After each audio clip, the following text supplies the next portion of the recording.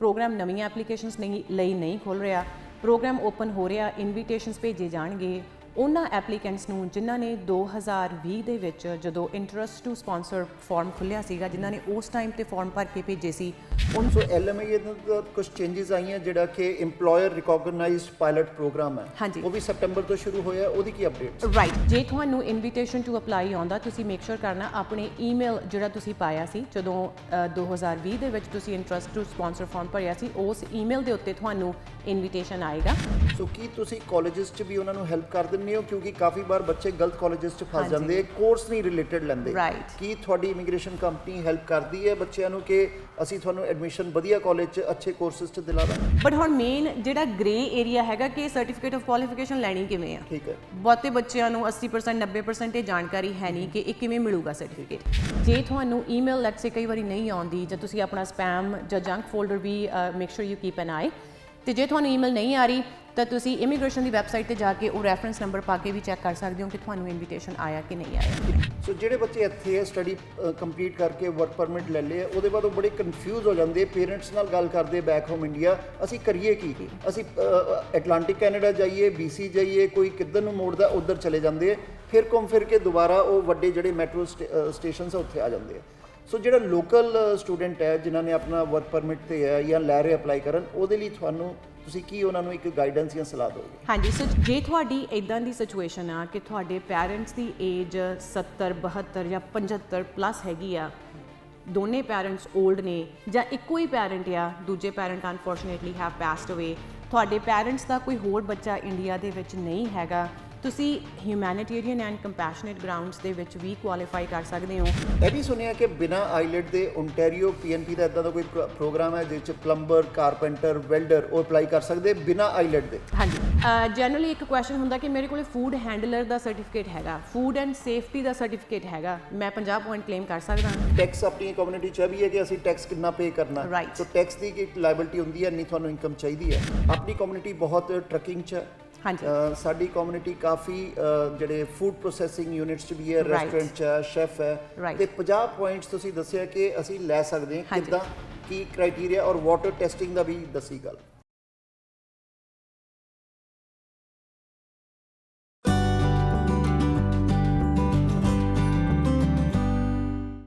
Prime immigration ਦੇ ਇਸ programme 'ਚ ਅਸੀਂ ਖਾਸ ਗੱਲਬਾਤ ਕਰਨ ਜਾ ਰਹੇ ਹਾਂ express entry, parents, grandparents ਦੇ ਜਿਹੜੇ ਵੀਜ਼ੇ ਜਾਂ ਫਾਈਲਾਂ ਦੀ ਕੀ ਅਪਡੇਟਸ ਹੈ, ਔਰ ਵਿਜ਼ਟਰ ਵੀਜ਼ਾ ਦੀ ਵੀ ਗੱਲ ਕਰਾਂਗੇ। ਲੇਕਿਨ ਸਾਡੇ ਨਾਲ ਮੌਜੂਦ ਹੈ ਇਮੀਗ੍ਰੇਸ਼ਨ ਐਕਸਪਰਟ ਕਮਲ ਮਾਨ ਇਮੀਗ੍ਰੇਸ਼ਨ ਤੋਂ। ਸਵਾਗਤ ਕਰਦੇ ਹਾਂ ਤੇ ਸਿੱਧੇ ਚੱਲਦੇ ਹਾਂ ਸਵਾਲ ਜਵਾਬਾਂ ਤੇ, ਕਿਉਂਕਿ ਕਾਫੀ ਸਵਾਲ ਤੁਹਾਡੇ ਵੀ ਸਾਨੂੰ ਆਏ ਹੈ, ਸੋ ਇਸ ਕਰਕੇ ਅਸੀਂ ਸਪੈਸ਼ਲ ਇਨਵੀਟੇਸ਼ਨ ਤੇ ਬੁਲਾਇਆ ਕਮਲ ਮਾਨ ਨੂੰ। Kamal ji, welcome to Prime Asia. Thank you so much Nitin ji for having us here. Prime Asia ਦੇਖ ਰਹੇ ਸਾਰੇ ਦਰਸ਼ਕਾਂ ਨੂੰ ਸਾਡੇ ਵੱਲੋਂ ਪਿਆਰ ਭਰੀ ਸਤਿ ਸ਼੍ਰੀ ਅਕਾਲ। ਕਮਲ ਜੀ, ਸਭ ਤੋਂ ਪਹਿਲੇ ਪੇਰੈਂਟਸ, ਗ੍ਰੈਂਡ ਪੇਰੈਂਟਸ ਦੀ ਗੱਲ ਕਰੀਏ ਕਿ ਜਿਹੜੇ ਐਪਲੀਕੇਸ਼ਨਸ ਹੈ ਉਹ ਕਾਫੀ ਪੂਲ 'ਚ ਸੀਗੀਆਂ, ਨਵੀਆਂ ਐਪਲੀਕੇਸ਼ਨਸ ਨਹੀਂ ਲੈ ਰਹੇ, ਤੇ ਅਪਡੇਟ ਕੀ ਹੈ ਜਿਨ੍ਹਾਂ ਨੇ ਅਪਲਾਈ ਕੀਤੀਆਂ ਹੋਈਆਂ ਫਾਈਲਾਂ ਪੂਲ 'ਚ, ਔਰ ਜਿਹੜੀਆਂ ਨਵੀਆਂ ਐਪਲੀਕੇਸ਼ਨਸ ਹੈ ਉਹਦੇ ਬਾਰੇ ਵੀ? ਰਾਈਟ, ਸੋ ਜਿਹੜੀ ਰੀਸੈਂਟ ਅਪਡੇਟ IRCC ਵੱਲੋਂ ਹਫਤਾ ਪਹਿਲਾਂ ਆਈ ਆ, ਉਹਨਾਂ ਨੇ ਨਵੇਂ ਇਨਵੀਟੇਸ਼ਨਸ ਇਸ਼ੂ ਕਰਨੇ, ਅਕਤੂਬਰ 10 ਤੋਂ ਇਨਵੀਟੇਸ਼ਨਸ ਭੇਜੇ ਜਾਣਗੇ।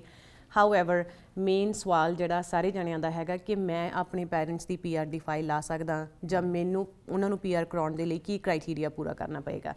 ਸਭ ਤੋਂ ਪਹਿਲਾਂ ਤਾਂ ਜਿਹੜੀਆਂ ਇਸ ਸਾਲ ਫਾਈਲ ਸਿਲੈਕਟ ਹੋ ਰਹੀਆਂ ਨੇ ਉਹ ਨਵੇਂ ਐਪਲੀਕੈਂਟਸ ਲਈ ਨਹੀਂ ਹੋ ਰਹੀਆਂ। That's N unfortunate part, because ਬਹੁਤ ਲੋਕੀ ਹੈਗੇ ਜਿਹੜੇ 2020 ਤੋਂ ਵੇਟ ਕਰ ਰਹੇ ਆ, ਸਾਰਾ ਇਨਕਮ ਦਾ ਕ੍ਰਾਈਟੀਰੀਆ ਵੀ ਪੂਰਾ ਕਰ ਰਹੇ ਆ।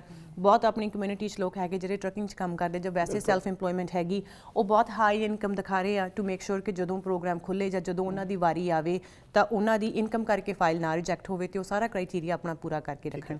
ਉਹਨਾਂ ਸਾਰਿਆਂ ਦੇ ਲਈ unfortunately it's a bad news. Program ਨਵੀਆਂ ਐਪਲੀਕੇਸ਼ਨਸ ਲਈ ਨਹੀਂ ਖੁੱਲ੍ਹ ਰਿਹਾ, ਪ੍ਰੋਗਰਾਮ ਓਪਨ ਹੋ ਰਿਹਾ, ਇਨਵੀਟੇਸ਼ਨਸ ਭੇਜੇ ਜਾਣਗੇ ਉਹਨਾਂ ਐਪਲੀਕੈਂਟਸ ਨੂੰ ਜਿਨ੍ਹਾਂ ਨੇ 2020 ਦੇ ਵਿੱਚ ਜਦੋਂ ਇੰਟਰਸਟ ਟੂ ਸਪਾਂਸਰ ਫਾਰਮ ਖੁੱਲ੍ਹਿਆ ਸੀਗਾ, ਜਿਨ੍ਹਾਂ ਨੇ ਉਸ ਟਾਈਮ ਤੇ ਫਾਰਮ ਭਰ ਕੇ ਭੇਜੇ ਸੀ, ਉਹਨਾਂ 'ਚੋਂ ਅਪਰੋਕਸੀਮੇਟਲੀ 25,000 ਦੇ ਨੇੜੇ ਨਵੀਆਂ ਫਾਈਲਾਂ ਸਿਲੈਕਟ ਕੀਤੀਆਂ ਜਾਣਗੀਆਂ। ਇਮੀਗ੍ਰੇਸ਼ਨ ਦਾ ਟਾਰਗੇਟ ਕੀ ਹੈਗਾ? ਉਹ ਕਹਿੰਦੇ ਅਸੀਂ 25,000 ਨੂੰ ਇਨਵੀਟੇਸ਼ਨ ਭੇਜਾਂਗੇ, ਤੇ ਜਿੱਦਾਂ ਦਾ ਟਰੈਂਡ ਪਿੱਛੇ ਚੱਲ ਰਿਹਾ ਉਹਨਾਂ 25,000 ਚੋਂ ਸਾਨੂੰ ਲੱਗਦਾ ਕਿ 15,000 ਐਪਲੀਕੈਂਟ ਜਿਹੜੇ ਉਹ ਪੂਰੀਆਂ ਫਾਈਲਾਂ ਬਣਾ ਕੇ ਸਾਨੂੰ ਭੇਜਣਗੇ, ਕਿਉਂਕਿ ਬਹੁਤੇ ਕੁਆਲੀਫਾਈ ਨਹੀਂ ਕਰਦੇ, ਬਹੁਤੇ ਅਪਲਾਈ ਵੀ ਨਹੀਂ ਕਰਦੇ। ਸੋ ਇਸ ਪੁਆਇੰਟ ਤੋਂ ਦੇਖਿਆ ਜਾਵੇ ਕੋਈ ਜਿੱਦਾਂ ਇਨ ਅ ਵੇ ਤਾਂ ਫਲॉड ਪ੍ਰੋਗਰਾਮ ਹੈਗਾ ਕਿ ਕਹਿਣ ਨੂੰ 25,000 ਇਨਵੀਟੇਸ਼ਨ ਭੇਜੇ ਜਾ ਰਹੇ, ਤੇ ਉੱਪਰੋਂ ਇਮੀਗ੍ਰੇਸ਼ਨ ਆਪ ਹੀ ਕਹਿ ਰਿਹਾ ਕਿ ਅਸੀਂ 25,000 ਨੂੰ ਮੌਕਾ ਦੇਵਾਂਗੇ, ਪਰ ਸਾਨੂੰ ਲੱਗਦਾ ਕਿ ਉਹ 'ਚੋਂ 15,000 ਹੀ ਕੁਆਲੀਫਾਈ ਕਰਨਗੇ। So that's how they are doing it this year. ਜੇ ਤੁਹਾਨੂੰ ਇਨਵੀਟੇਸ਼ਨ ਟੂ ਅਪਲਾਈ ਆਉਂਦਾ, ਤੁਸੀਂ ਮੇਕ ਸ਼ੋਰ ਕਰਨਾ ਆਪਣੇ ਈਮੇਲ ਜਿਹੜਾ ਤੁਸੀਂ ਪਾਇਆ ਸੀ ਜਦੋਂ 2020 ਦੇ ਵਿੱਚ ਤੁਸੀਂ ਇੰਟਰਸਟ ਟੂ ਸਪਾਂਸਰ ਫਾਰਮ ਭਰਿਆ ਸੀ, ਉਸ ਈਮੇਲ ਦੇ ਉੱਤੇ ਤੁਹਾਨੂੰ ਇਨਵੀਟੇਸ਼ਨ ਆਏਗਾ। ਤੁਹਾਡੇ ਕੋਲ ਇੱਕ ਰੈਫਰੈਂਸ ਨੰਬਰ ਹੋਣਾ ਆ। ਜੇ ਤੁਹਾਨੂੰ ਈਮੇਲ ਲੈਟਸ ਸੇ ਕਈ ਵਾਰੀ ਨਹੀਂ ਆਉਂਦੀ, ਜਾਂ ਤੁਸੀਂ ਆਪਣਾ ਸਪੈਮ ਜਾਂ ਜੰਕ ਫੋਲਡਰ ਵੀ make sure you keep an eye. ਤੇ ਜੇ ਤੁਹਾਨੂੰ ਈਮੇਲ ਨਹੀਂ ਆ ਰਹੀ ਤਾਂ ਤੁਸੀਂ ਇਮੀਗ੍ਰੇਸ਼ਨ ਦੀ ਵੈਬਸਾਈਟ ਤੇ ਜਾ ਕੇ ਉਹ ਰੈਫਰੈਂਸ ਨੰਬਰ ਪਾ ਕੇ ਵੀ ਚੈੱਕ ਕਰ ਸਕਦੇ ਹੋ ਕਿ ਤੁਹਾਨੂੰ ਇਨਵੀਟੇਸ਼ਨ ਆਇਆ ਕਿ ਨਹੀਂ ਆਇਆ। ਠੀਕ ਹੈ। ਤੁਸੀਂ ਕਿਹਾ 2020 ਦੇ ਪੂਲ ਚੋਂ ਫਾਈਲਾਂ ਚੱਕੀਆਂ ਜਾਊਗੀਆਂ, ਜਿਨ੍ਹਾਂ ਨੇ 2021 ਤੇ 22 ਚ ਅਪਲਾਈ ਕੀਤਾ, ਉਹਨਾਂ ਦਾ ਕੀ ਸਟੇਟਸ ਹੈ? 21 ਤੇ 22 ਚ ਫਾਈਲਾਂ ਲਈਆਂ ਹੀ ਨਹੀਂ ਗਈਆਂ। ਦੇ did not open it up ਇਨ 2021। ਨਾ 22 ਚ ਓਪਨ ਹੋਈਆਂ, ਨਾ ਇਸ ਸਾਲ ਓਪਨ ਹੋਈਆਂ। 2020 ਚ ਜਦੋਂ ਇਮੀਗ੍ਰੇਸ਼ਨ ਨੇ ਇੰਟਰਸਟ ਟੂ ਸਪਾਂਸਰ ਫਾਰਮ ਖੋਲ੍ਹਿਆ ਸੀ, ਉਦੋਂ ਅਪਰੋਕਸੀਮੇਟਲੀ ਇਹਨਾਂ ਕੋਲੇ 1.5 ਲੱਖ ਦੇ ਨੇੜੇ ਐਪਲੀਕੇਸ਼ਨਸ ਆ ਗਈਆਂ। ਉਹਦੇ ਚੋਂ ਕੁਝ ਅਮਾਊਂਟ ਆਫ ਐਪਲੀਕੇਸ਼ਨਸ 2020 ਚ ਲੋਟਰੀ ਬੇਸਡ ਸਿਸਟਮ ਦੇ ਨਾਲ ਇਹਨਾਂ ਨੇ ਅਪਰੋਕਸੀਮੇਟਲੀ 40,000 ਨੇੜੇ ਐਪਲੀਕੇਸ਼ਨਸ ਨੂੰ ਇਨਵੀਟੇਸ਼ਨ ਭੇਜੇ। ਫਿਰ ਪੂਲ ਦੇ ਵਿੱਚ 1.25 ਲੱਖ ਦੇ ਨੇੜੇ ਫਾਈਲਾਂ ਹੋਰ ਪਈਆਂ ਸੀ। 2021 ਦੇ ਵਿੱਚ ਅਗੇਨ ਸੇਮ ਤਰੀਕੇ ਦੇ ਨਾਲ ਅਪਰੋਕਸੀਮੇਟਲੀ 30,000 ਐਪਲੀਕੈਂਟਸ ਨੂੰ ਇਨਵੀਟੇਸ਼ਨ ਭੇਜੇ ਗਏ ਉਸੇ ਪੂਲ ਦੇ ਵਿੱਚੋਂ ਜਿਹੜੇ 2020 ਚ ਫਾਈਲਾਂ ਪਈਆਂ ਸੀ। 22 ਦੇ ਵਿੱਚ ਵੀ ਇਮੀਗ੍ਰੇਸ਼ਨ ਨੇ ਇਹੀ ਕਿਹਾ ਕਿ ਸਾਡੇ ਕੋਲੇ ਹਜੇ ਜਿਹੜਾ 20 ਵਾਲਾ ਪੂਲ ਆ ਉਹਦੇ 'ਚ ਹੀ 80-90,000 ਦੇ ਨੇੜੇ ਫਾਈਲਾਂ ਪਈਆਂ ਨੇ, ਅਸੀਂ ਉਸੇ 'ਚੋਂ ਹੀ 23,100 ਫਾਈਲਾਂ ਨੂੰ ਇਨਵੀਟੇਸ਼ਨ ਭੇਜਾਂਗੇ। ਇਸ ਸਾਲ ਉਮੀਦ ਸੀ ਕਿ ਨਵੇਂ ਐਪਲੀਕੈਂਟਸ ਲਈ ਓਪਨ ਕੀਤਾ ਜਾਊਗਾ ਪ੍ਰੋਗਰਾਮ, ਬਟ ਅਗੇਨ ਇਮੀਗ੍ਰੇਸ਼ਨ ਕਹਿ ਰਿਹਾ ਕਿ ਸਾਡੇ ਕੋਲੇ 20 ਵਾਲਾ ਪੂਲ ਹਜੇ ਪਿਆ ਜਿਹਦੇ 'ਚ ਇਨਵੀਟੇਸ਼ਨਸ ਨਹੀਂ ਗਏ, ਐਪਲੀਕੈਂਟਸ ਲਾਈਨ 'ਚ ਲੱਗੇ ਹੋਏ ਵੇਟ ਕਰ ਰਹੇ ਆ। ਸੋ ਅਸੀਂ ਇਸ ਸਾਲ ਵੀ ਉਹਨਾਂ ਨੂੰ ਜਿਨ੍ਹਾਂ ਨੇ 2020 ਚ ਫਾਰਮ ਭਰਿਆ ਸੀ ਉਹਨਾਂ ਨੂੰ ਇਨਵੀਟੇਸ਼ਨ ਭੇਜਣੇ, ਨਵੀਆਂ ਫਾਈਲਾਂ ਨਹੀਂ ਲਈ ਜਾ ਰਹੀਆਂ। ਹੁਣ ਇੱਥੇ ਇੱਕ ਸਟਰੋਂਗ ਰეკਮੈਂਡੇਸ਼ਨ ਤੁਹਾਡੇ ਲਈ ਕੀ ਹੈਗੀ ਕਿ ਜੇ ਅਗਲੇ ਸਾਲ ਪ੍ਰੋਗਰਾਮ ਖੁੱਲ੍ਹਦਾ ਜਿਹਦੇ ਕਿ ਚਾਂਸਸ 100% ਦੇ ਨੇੜੇ ਹੈਗੇ, ਕਿਉਂਕਿ ਪੂਲ 'ਚ ਜਿੰਨੀਆਂ ਕੁ ਫਾਈਲਾਂ ਰਹਿ ਗਈਆਂ, ਕਿਉਂਕਿ 40,000 30,000 25,000 ਹੁਣ ਇੰਨੀਆਂ ਸਾਰੀਆਂ ਤਾਂ ਸਿਲੈਕਟ ਹੋ ਚੁੱਕੀਆਂ, ਉਹ 'ਚੋਂ 25,000 ਨੂੰ ਇਸ ਸਾਲ ਇਨਵਾਈਟ ਕਰ ਲੈਣਾ ਉਹਨਾਂ ਨੇ। ਸੋ ਉਮੀਦ ਇਹ ਹੈਗੀ ਕਿ ਇਹ ਪੂਲ ਖਤਮ ਹੋ ਜਾਊਗਾ ਇਸ ਸਾਲ ਦੇ ਐਂਡ ਤੱਕ। ਅਗਲੇ ਸਾਲ ਫਰੈਸ਼ ਐਪਲੀਕੇਸ਼ਨਸ ਲਈਆਂ ਜਾਣਗੀਆਂ। ਜੇ ਤੁਹਾਨੂੰ ਲੱਗਦਾ ਕਿ ਨਹੀਂ ਮੈਂ ਹਲੇ ਇੰਟਰਸਟਿਡ ਹੈ ਨਹੀਂ, ਜਾਂ ਮੈਂ ਮਨ ਬਣਾ ਰਿਹਾ ਕਿ ਮੈਂ ਉਹਨਾਂ ਨੂੰ ਸਪਾਂਸਰ ਕਰਾਂ ਕਿ ਨਾ ਕਰਾਂ, ਤੁਸੀਂ ਇੰਟਰਸਟ ਟੂ ਸਪਾਂਸਰ ਫਾਰਮ ਪਾ ਕੇ ਜ਼ਰੂਰ ਛੱਡਿਓ, ਕਿਉਂਕਿ ਪੋਸੀਬਿਲਿਟੀ ਹੈਗੀ ਕਿ ਅਗਲੇ ਸਾਲ ਖੋਲ ਕੇ 3-4 ਸਾਲ ਫੇਰ ਨਾ ਓਪਨ ਹੋਵੇ ਪ੍ਰੋਗਰਾਮ। ਤੁਹਾਡਾ ਮੈਸੇਜ ਹੈ ਕਿਉਂਕਿ ਕਾਫੀ ਬੱਚੇ ਪੀਆਰ ਤੇ ਸਿਟੀਜ਼ਨ ਬਣ ਗਏ, ਹੁਣ ਉਹਨਾਂ ਦਾ ਹੈਗਾ ਨੈਕਸਟ ਸਟੈਪ ਵਿਆਹ ਵੀ ਕਰਾ ਲਏ, ਹੁਣ ਹੈਗਾ ਉਹਨਾਂ ਦਾ ਕਿ ਅਸੀਂ ਪੇਰੈਂਟਸ ਨੂੰ ਬੁਲਾ ਲਈਏ। ਸੋ ਉਹਨਾਂ ਲਈ ਕਿਉਂਕਿ ਹੱਲੇ ਫਾਈਲਸ ਓਪਨ ਨਹੀਂ ਹੋਈਆਂ, ਬਟ ਆਪਣਾ ਪੁਆਇੰਟ ਜਿਹੜਾ ਇੰਟਰਸਟ ਪਾ ਕੇ ਉਹ ਰੱਖ ਲੈਣ, ਤਿਆਰ ਕਰਕੇ ਰੱਖ ਲੈਣ, ਉਹ ਵੀ ਜਦੋਂ ਖੁੱਲੂਗਾ programme which will open next year। ਤੇ ਨਹੀਂ ਤਾਂ ਕਿਉਂਕਿ ਟੈਕਸ ਆਪਣੀ ਕਮਿਊਨਿਟੀ 'ਚ ਵੀ ਹੈ ਕਿ ਅਸੀਂ ਟੈਕਸ ਕਿੰਨਾ ਪੇ ਕਰਨਾ, ਸੋ ਟੈਕਸ ਦੀ ਕੀ ਲਾਇਬਿਲਟੀ ਹੁੰਦੀ ਹੈ, ਨਹੀਂ ਤੁਹਾਨੂੰ ਇਨਕਮ ਚਾਹੀਦੀ ਹੈ, ਉਹ ਕੀ ਕਰਨ? ਹਾਂਜੀ, ਜਿਹੜੀ ਟੈਕਸ ਦੀ ਲਾਇਬਿਲਟੀ ਇਨ ਅ ਵੇ ਉਹ ਤੁਹਾਡੇ ਫੈਮਿਲੀ ਸਾਈਜ਼ ਤੇ ਮੈਟਰ ਕਰਦੀ। ਇੱਥੇ ਇੱਕ ਦੋ ਚੀਜ਼ਾਂ ਅਸੀਂ ਹੋਰ ਕਲੈਰੀਫਾਈ ਕਰਨਾ ਚਾਹੁੰਦੇ। ਪਹਿਲੀ ਗੱਲ, ਜਨਰਲੀ ਕੁਐਸਚਨ ਪੁੱਛਿਆ ਜਾਂਦਾ ਕਿ ਮੇਰਾ ਫੈਮਿਲੀ ਸਾਈਜ਼ ਕਿਵੇਂ ਕਾਊਂਟ ਹੁੰਦਾ ਆ। ਸੋ ਤੁਸੀਂ ਕੈਨੇਡਾ 'ਚ ਹੈਗੇ ਹੋ, ਤੁਹਾਡੇ ਵਾਈਫ ਹੈਗੇ, ਲੈਟਸ ਸੇ ਤੁਸੀਂ ਮੈਰਿਡ ਹੋ, ਤਾਂ 2 ਜਣੇ ਤੁਸੀਂ ਹੋਗੇ ਤੇ ਤੁਸੀਂ 2 ਆਪਣੇ ਪੈਰੈਂਟਸ ਨੂੰ ਬੁਲਾਉਣਾ ਚਾਹੁੰਦੇ ਹੋ, ਫੈਮਿਲੀ ਸਾਈਜ਼ ਹੋਊਗਾ 4 ਜਣਿਆਂ ਦਾ। ਜੇ if you have a child, ਇੱਕ ਜਣਾ ਹੋਰ ਐਡ ਹੋ ਗਿਆ, ਫੈਮਿਲੀ ਸਾਈਜ਼ ਹੋ 5 ਜਣਿਆਂ ਦਾ। ਹੁਣ ਇੱਥੇ ਇੱਕ ਹੋਰ ਸਪੈਸੀਫਿਕਲੀ ਹੈਗੀ, ਜੇ ਤੁਹਾਨੂੰ ਇਨਵੀਟੇਸ਼ਨ ਆਉਂਦਾ ਇਸ ਸਾਲ, ਕਈ ਵਾਰੀ ਐਪਲੀਕੈਂਟਸ ਅਣਜਾਣੇ 'ਚ ਹੀ ਡਾਕੂਮੈਂਟੇਸ਼ਨ ਦੇ ਦਿੰਦੇ, ਆਪਣੇ ਜਾਣੀ ਉਹਨਾਂ ਨੂੰ ਲੱਗਦਾ ਕਿ ਅਸੀਂ ਕ੍ਰਾਈਟੀਰੀਆ ਪੂਰਾ ਕਰਦੇ, ਇਮੀਗ੍ਰੇਸ਼ਨ ਫਾਈਲ ਰਿਜੈਕਟ ਕਰ ਦਿੰਦਾ। ਕਾਮਨ ਰੀਜ਼ਨ ਪੈਰੈਂਟਸ ਦੀ ਫਾਈਲ ਰਿਜੈਕਟ ਕਰਨ ਦਾ ਕੀ ਹੁੰਦਾ ਕਿ ਤੁਸੀਂ ਇਨਕਮ ਦਾ ਕ੍ਰਾਈਟੀਰੀਆ ਨਹੀਂ ਪੂਰਾ ਕਰਦੇ ਜਨਰਲੀ। ਬਾਕੀ ਨਾ ਤਾਂ ਪੈਰੈਂਟਸ 'ਤੇ ਕੋਈ ਕ੍ਰਿਮੀਨੈਲਿਟੀ ਹੁੰਦੀ, ਨਾ ਹੀ ਤੁਸੀਂ ਐਜ਼ ਅ ਸਪਾਂਸਰ ਕੋਈ ਹੋਰ ਕ੍ਰਾਈਟੀਰੀਆ ਨਹੀਂ ਪੂਰਾ ਕਰ ਰਹੇ ਹੁੰਦੇ। ਸੋ ਹੁੰਦਾ ਕੀ ਕਿ ਜਨਰਲੀ ਜਿਹੜਾ ਸਾਨੂੰ ਸਵਾਲ ਪੁੱਛਿਆ ਜਾਂਦਾ ਨਿਤਿਨ ਜੀ ਕਿ ਮੇਰੀ ਮੈਰਿਜ ਹੋਈ 2022 ਦੇ ਵਿੱਚ, 2020 ਤੇ 21 ਚ ਮੈਂ ਸਿੰਗਲ ਸੀ।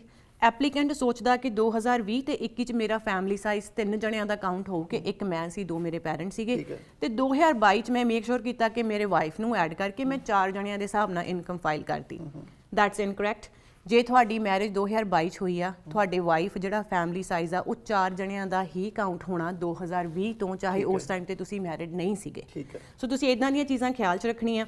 ਹੋਰ ਜਾਣਕਾਰੀ ਲੈਣਾ ਚਾਹੁੰਦੇ ਤੁਸੀਂ ਆਪਣੀ ਐਲੀਜੀਬਿਲਿਟੀ ਬਾਰੇ, ਜੇ ਤੁਹਾਨੂੰ ਇਨਵੀਟੇਸ਼ਨ ਟੂ ਅਪਲਾਈ ਆਉਂਦਾ ਆ ਅਕਤੂਬਰ 10 ਤੋਂ ਬਾਅਦ ਚੋਂ, ਤੁਸੀਂ ਸਾਨੂੰ ਮਾਨ ਇਮੀਗ੍ਰੇਸ਼ਨ ਸਰਵਿਸਿਜ਼ ਤੇ ਕੰਟੈਕਟ ਕਰ ਸਕਦੇ ਹੋ। 416 826 0002। ਅਸੀਂ ਪ੍ਰਮੋਸ਼ਨਲ ਪ੍ਰਾਈਸਿਸ ਆਫਰ ਕਰ ਰਹੇ ਹਾਂ to file your parents permanent residency application, ਕਿ ਤੁਹਾਡਾ ਸਾਰਾ ਪ੍ਰੋਸੈਸ ਸਮੂਥਲੀ ਜਾਵੇ ਤੇ ਤੁਸੀਂ ਕੁਆਲੀਫਾਈਂਗ ਕ੍ਰਾਈਟੀਰੀਆ ਪੂਰਾ ਕਰਕੇ ਫਾਈਲ ਲਾਓ। ਠੀਕ ਹੈ ਕਮਲ ਜੀ, ਇੱਕ ਸਵਾਲ ਹੋਰ ਆਉਂਦਾ ਕਿ ਕਾਫੀਆਂ ਨੇ ਜਿੱਦਾਂ 2020 ਚ ਫਾਈਲਾਂ ਲਾਈਆਂ ਸੀਗੀਆਂ ਪੇਰੈਂਟਸ ਦੀਆਂ, ਹੁਣ ਉਹਨਾਂ ਚੋਂ 2 ਪੇਰੈਂਟਸ ਜਿਹੜੇ ਫਾਦਰ ਮਦਰ ਚੋਂ ਇੱਕ ਜਣਾ ਨਹੀਂ ਰਿਹਾ, ਤੇ ਉਸ ਕੇਸ 'ਚ ਕੀ ਸੋਲੂਸ਼ਨ? ਬਹੁਤ ਕੇਸਿਸ ਇਦਾਂ ਦੇ ਆਉਂਦੇ ਨੇ ਨਿਤਿਨ ਜੀ ਜਿਹਦੇ 'ਚ ਪੈਰੈਂਟਸ ਦੀ ਏਜ ਜਿਵੇਂ 75 80 ਦੇ ਨੇੜੇ, 85 ਦੇ ਨੇੜੇ ਆ, ਕਿ ਜਾਂ ਤਾਂ ਦੋਨੇ ਹੀ ਪੈਰੈਂਟਸ ਕੈਨੇਡਾ 'ਚ ਹੈਗੇ, ਆਪਣੇ ਬੱਚਿਆਂ ਕੋਲੇ ਵਿਜ਼ਟਰ ਜਾਂ ਸੁਪਰ ਵੀਜ਼ਾ ਤੇ ਰਹਿ ਰਹੇ ਆ, ਇੰਨੀਆਂ ਲੰਮੀਆਂ ਫਲਾਈਟਸ 'ਚ ਬੈਠ ਕੇ ਉਹ ਵਾਪਸ ਨਹੀਂ ਜਾ ਸਕਦੇ। ਮੋਸਟਲੀ ਹੁਣ ਆਪਣੇ ਪੰਜਾਬ 'ਚ ਕੀ ਹੁੰਦਾ ਕਿ ਸਾਰੇ ਸਟੱਡੀ ਪਰਮਿਟ ਦੀ ਗੱਲ ਕਰ ਲਈਏ ਜਾਂ ਫੈਮਲੀਜ਼ ਇੱਥੇ ਮੂਵ ਹੋ ਰਹੀਆਂ ਨੇ, ਰਾਈਟ। ਸੋ ਜੇ 2 ਬੱਚੇ ਆ ਜਾਂ ਇੱਕ ਬੇਟਾ ਆ ਇੱਕ ਲੜਕੀ ਆ, ਸੋ ਜਨਰਲੀ ਹੁੰਦਾ ਕਿ ਦੋਨੇ ਹੀ ਇੱਥੇ ਕੈਨੇਡਾ 'ਚ ਸੈਟਲ ਨੇ ਤੇ ਪੈਰੈਂਟਸ ਦਾ ਪਿੱਛੇ ਕੋਈ ਹੈ ਨਹੀਂ। ਠੀਕ ਹੈ। ਜੇ ਤੁਹਾਡੀ ਇਦਾਂ ਦੀ ਸਿਚੁਏਸ਼ਨ ਆ ਕਿ ਤੁਹਾਡੇ ਪੈਰੈਂਟਸ ਦੀ ਏਜ 70 72 ਜਾਂ 75 ਪਲੱਸ ਹੈਗੀ ਆ, ਦੋਨੇ ਪੈਰੈਂਟਸ ਓਲਡ ਨੇ ਜਾਂ ਇੱਕੋ ਹੀ ਪੈਰੈਂਟ ਆ, ਦੂਜੇ ਪੈਰੈਂਟ ਅਨਫੋਰਚੂਨੇਟਲੀ ਹੈਵ ਪੈਸਡ ਅਵੇ, ਤੁਹਾਡੇ ਪੈਰੈਂਟਸ ਦਾ ਕੋਈ ਹੋਰ ਬੱਚਾ ਇੰਡੀਆ ਦੇ ਵਿੱਚ ਨਹੀਂ ਹੈਗਾ, ਤੁਸੀਂ ਹਿਊਮੈਨਿਟੇਰੀਅਨ ਐਂਡ ਕੰਪੈਸ਼ਨੇਟ ਗਰਾਊਂਡਸ ਦੇ ਵਿੱਚ ਵੀ ਕੁਆਲੀਫਾਈ ਕਰ ਸਕਦੇ ਹੋ। ਇਹਦੇ 'ਚ ਐਪਲੀਕੇਸ਼ਨ ਬੇਸਿਕਲੀ ਜਿਹੜੀ ਲੱਗਦੀ ਆ, ਆਪਾਂ ਇਸਟੈਬਲਿਸ਼ ਕਰਨਾ ਹੁੰਦਾ ਕਿ ਤੁਹਾਡੇ ਪੈਰੈਂਟਸ ਸਵੀਅਰ ਹਾਰਡਸ਼ਿਪ ਫੇਸ ਕਰਨਗੇ ਜੇ ਉਹਨਾਂ ਨੂੰ ਇਕੱਲਿਆਂ ਨੂੰ ਰਹਿਣਾ ਪਊਗਾ ਇੰਡੀਆ ਦੇ ਵਿੱਚ। ਉਹਦੇ 'ਚ ਆਪਾਂ ਇਸਟੈਬਲਿਸ਼ ਕਰਨਾ ਕਿ ਤੁਹਾਡੇ 'ਤੇ ਬਹੁਤ ਹੈਵੀ ਡਿਪੈਂਡੈਂਸੀ ਹੈਗੀ ਉਹਨਾਂ ਦੀ ਏਜ ਰਿਲੇਟਡ ਇਲਨੈਸ ਕਰਕੇ, ਕਿ ਉਹ ਇੰਨੇ ਵੀਕ ਨੇ, ਇੰਨੇ ਫਰੈਜਾਈਲ ਆ, 15-15 ਘੰਟੇ ਦੀਆਂ ਫਲਾਈਟਸ 'ਚ ਬੈਠ ਕੇ ਉਹ ਨਹੀਂ ਜਾ ਸਕਦੇ because of there health situation, right. ਇਹ ਸਾਰੀ ਫੈਕਚੁਅਲ ਇਨਫੋਰਮੇਸ਼ਨ ਆ। ਐਟ ਦ ਸੇਮ ਟਾਈਮ ਹੁਣ ਸਾਨੂੰ ਇੱਕ ਹੋਰ ਕੁਐਸਚਨ ਆਉਂਦਾ ਕਿ ਜੀ ਮੇਰੇ ਪੈਰੈਂਟਸ 58-59 ਈਅਰ ਓਲਡ ਨੇ, ਉਹ ਕੈਨੇਡਾ 'ਚ ਵਿਜ਼ਟਰ ਵੀਜ਼ੇ 'ਤੇ ਆ ਗਏ ਤੇ PR ਦਾ ਲੋਟਰੀ ਸਿਸਟਮ ਥਰੂ ਤਾਂ ਪਤਾ ਨਹੀਂ ਕੀ ਬਣਨਾ, ਤੁਸੀਂ ਮੇਰੀ ਹਿਊਮੈਨਿਟੇਰੀਅਨ ਗਰਾਊਂਡਸ ਅੰਡਰ PR ਲਾ ਦਿਓ। No, humanitarian grounds is not an alternative way for you to apply for PR for your parents if you do not have grounds. ਕਈ ਵਾਰੀ ਅਸੀਂ ਕੰਸਲਟੈਂਟਸ ਵੀ ਦੇਖਦੇ ਹਾਂ, ਜਿੱਦਾਂ ਟਿਕਟੌਕ ਇੰਸਟਾਗ੍ਰਾਮ 'ਤੇ ਲੋਕ ਕਹਿਣਗੇ ਕਿ ਠੀਕ ਆ ਹਿਊਮੈਨਿਟੇਰੀਅਨ ਦੀਆਂ ਫਾਈਲਾਂ ਖੁੱਲ੍ਹ ਗਈਆਂ, ਤੁਹਾਡੇ ਪੈਰੈਂਟਸ ਵਿਜ਼ਟਰ ਵੀਜ਼ੇ 'ਤੇ ਆ ਗਏ, ਤੁਸੀਂ ਉਹਨਾਂ ਦੀ ਫਾਈਲ ਲਾ ਦਿਓ। Do not fall into that trap. ਜੇ ਤੁਹਾਡੇ ਕੋਲੇ ਫੈਕਚੁਅਲ ਸੋਲਿਡ ਕੰਸੀਡਰੇਬਲ ਗਰਾਊਂਡਸ ਨਹੀਂ ਹੈਗੇ, HNC ਦੀ ਐਪਲੀਕੇਸ਼ਨ ਜਨਰਲੀ ਐਕਸੈਪਟ ਨਹੀਂ ਹੁੰਦੀ। ਐਂਡ ਅਗੈਨ ਜਿੱਦਾਂ ਆਪਾਂ ਗੱਲ ਕੀਤੀ, ਜੇ ਤੁਹਾਡੇ ਪੈਰੈਂਟਸ ਦੀ ਏਜ ਜ਼ਿਆਦਾ ਹੈਗੀ ਆ, ਉਹਨਾਂ ਦਾ ਪਿੱਛੇ ਕੋਈ ਹੋਰ ਚਾਈਲਡ ਨਹੀਂ ਹੈਗਾ, ਉਹ ਤੁਹਾਡੇ 'ਤੇ ਡਿਪੈਂਡੈਂਟ ਨੇ, ਤੁਹਾਡੇ ਨਾਲ ਕੁਛ ਚਿਰ ਤੋਂ ਕੈਨੇਡਾ 'ਚ ਰਹਿ ਰਹੇ ਆ, ਆਪਾਂ HNC ਦੇ ਵਿੱਚ ਸਟਰੋਂਗ ਐਪਲੀਕੇਸ਼ਨ ਬਣਾ ਕੇ ਉਹਨਾਂ ਲਈ ਅਪਰੂਵਲ ਲੈ ਸਕਦੇ ਹਾਂ। ਠੀਕ ਹੈ। ਕਿਸੇ ਨੇ ਰੀਚ ਕਰਨਾ ਹੋਇਆ, ਇਹਦੇ ਉੱਪਰ ਜ਼ਿਆਦਾ ਸਵਾਲ ਪੁੱਛਣੇ ਹੋਣ ਤੇ ਕਮਲ ਜੀ ਦਾ ਨੰਬਰ ਜਿਹੜਾ ਸਕਰੀਨ ਤੇ ਡਿਸਪਲੇ ਹੈ, ਤੁਸੀਂ ਪੁੱਛ ਸਕਦੇ ਹੋ। ਕਮਲ ਜੀ, ਆਪਾਂ ਅਗਲੇ ਟੌਪਿਕ ਤੇ ਚੱਲੀਏ, ਐਕਸਪ੍ਰੈਸ ਐਂਟਰੀ। ਆਪਣੀ ਕਮਿਊਨਿਟੀ ਬਹੁਤ ਟਰੱਕਿੰਗ 'ਚ ਹੈ। ਹਾਂਜੀ, ਸਾਡੀ ਕਮਿਊਨਿਟੀ ਕਾਫੀ ਜਿਹੜੇ ਫੂਡ ਪ੍ਰੋਸੈਸਿੰਗ ਯੂਨਿਟਸ 'ਚ ਵੀ ਹੈ, ਰੈਸਟੋਰੈਂਟ 'ਚ ਹੈ, ਸ਼ੈਫ ਹੈ, ਤੇ 50 ਪੁਆਇੰਟਸ ਤੁਸੀਂ ਦੱਸਿਆ ਕਿ ਅਸੀਂ ਲੈ ਸਕਦੇ ਹਾਂ। ਕਿੱਦਾਂ, ਕੀ ਕ੍ਰਾਈਟੇਰੀਆ, ਔਰ ਵਾਟਰ ਟੈਸਟਿੰਗ ਦਾ ਵੀ ਦੱਸੀ ਗੱਲ।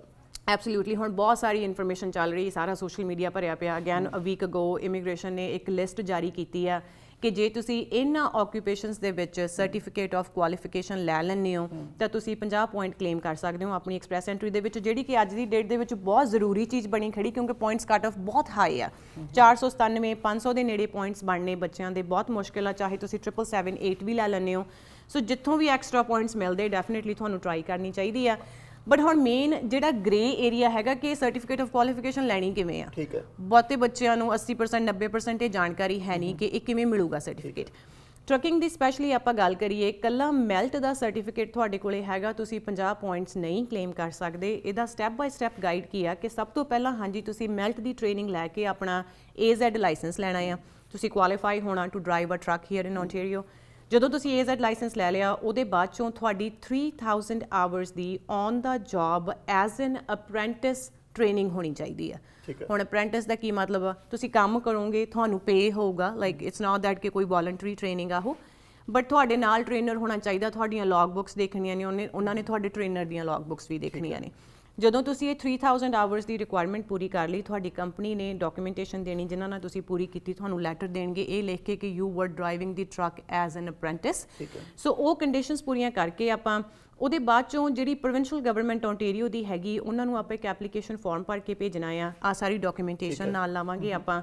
ਉਹ ਐਪਲੀਕੇਸ਼ਨ ਫਾਰਮ ਅਸੈਸ ਕਰਕੇ ਉਹ ਤੁਹਾਨੂੰ ਸਰਟੀਫਿਕੇਟ ਆਫ ਅਪ੍ਰੈਂਟਿਸਸ਼ਿਪ ਦੇਣਗੇ। ਟਰੱਕਿੰਗ ਦੇ ਵਿੱਚ ਸਪੈਸੀਫਿਕਲੀ ਸਰਟੀਫਿਕੇਟ ਆਫ ਕੁਆਲੀਫਿਕੇਸ਼ਨ ਨਹੀਂ ਹੁੰਦਾ, ਸਰਟੀਫਿਕੇਟ ਆਫ ਅਪ੍ਰੈਂਟਿਸਸ਼ਿਪ ਹੁੰਦਾ। ਇਹਦੇ ਨਾਲ ਤੁਸੀਂ 50 ਪੁਆਇੰਟਸ ਕਲੇਮ ਕਰ ਸਕਦੇ ਹੋ। ਠੀਕ ਹੈ। ਸੋ ਇਹ ਟਰੱਕ ਡਰਾਈਵਰਸ ਦੀ ਗੱਲ ਹੋ ਗਈ।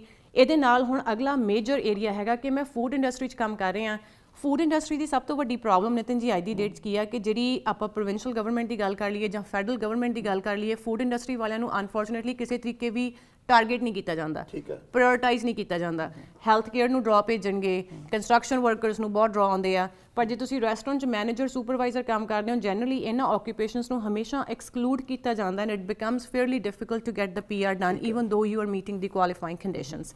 ਸੋ ਇਸ ਏਰੀਆ ਦੇ ਵਿੱਚ ਕੀ ਆ, ਜਨਰਲੀ ਇੱਕ ਕੁਐਸਚਨ ਹੁੰਦਾ ਕਿ ਮੇਰੇ ਕੋਲ ਫੂਡ ਹੈਂਡਲਰ ਦਾ ਸਰਟੀਫਿਕੇਟ ਹੈਗਾ, food and safety the certificate ਹੈਗਾ, ਮੈਂ 50 ਪੁਆਇੰਟ ਕਲੇਮ ਕਰ ਸਕਦਾ? ਆਨਸਰ ਐਜ਼ ਸੱਚ ਇਜ਼ ਨੋ। ਇਹਨਾਂ ਸਰਟੀਫਿਕੇਟਸ ਤੇ 50 ਪੁਆਇੰਟ ਨਹੀਂ ਮਿਲਦੇ।